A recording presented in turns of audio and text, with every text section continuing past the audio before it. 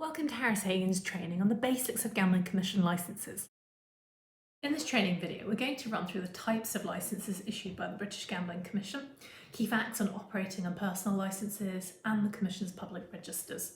It's pitched at all levels, including the lucky souls that are preparing their personal licence applications through to seasoned licensees. As you may have gathered from the introduction, there are two types of gambling commission licences.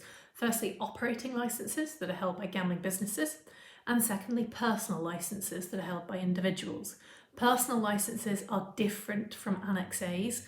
An Annex A is a type of approval of an individual, however it is not a licence and it will always be attached to an operating licence, hence the name an Annex A. These licences are held by gambling businesses. They are either remote or non-remote, meaning they're separate licences, and a gambling business might hold both types of operating licence.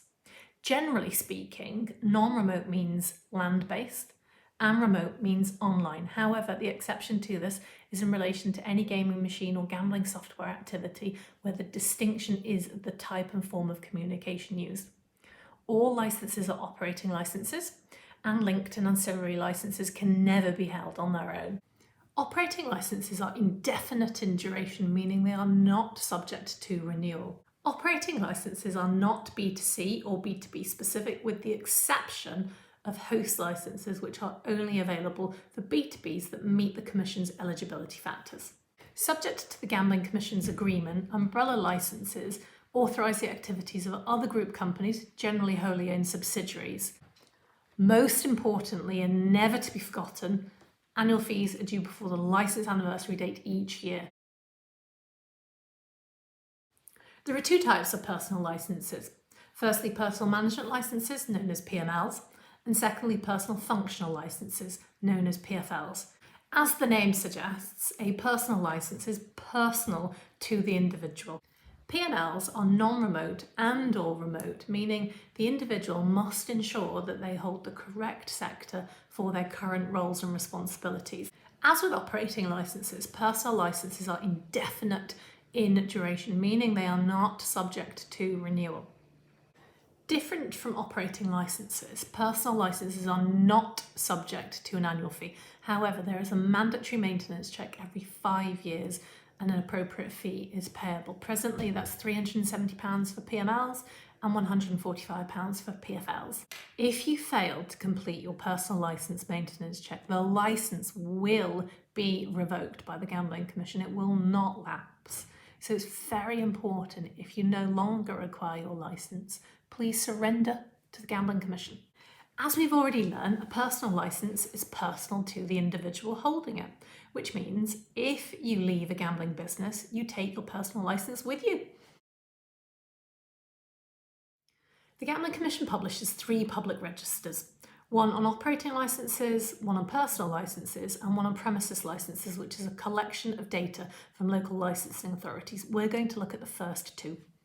You can search the Operating Licence Public Register to find existing licensed gambling businesses and pending licence applications from new applicants.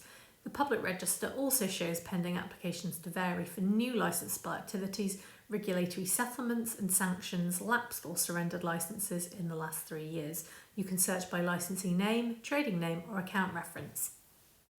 In a similar fashion, you can search the Personal Licence Register for licensees or applicants. You can only search using the first and or last name.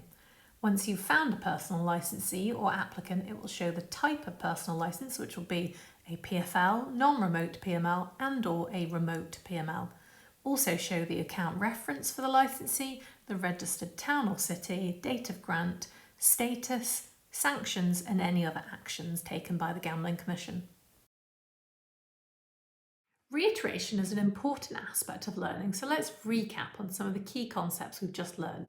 That brings us to the end of our training video on Gambling Commission licences. We hope you found this training video helpful. If you have, please like, comment or share. For more training content, please visit our website harrishagan.com and sign up to our blog. We remain keen to create and share content that you find useful, so please do get in touch with us if you have suggestions for future bite-sized videos. And if you'd like to discuss tailored training for your gambling business, please get in touch with us. Thank you for watching.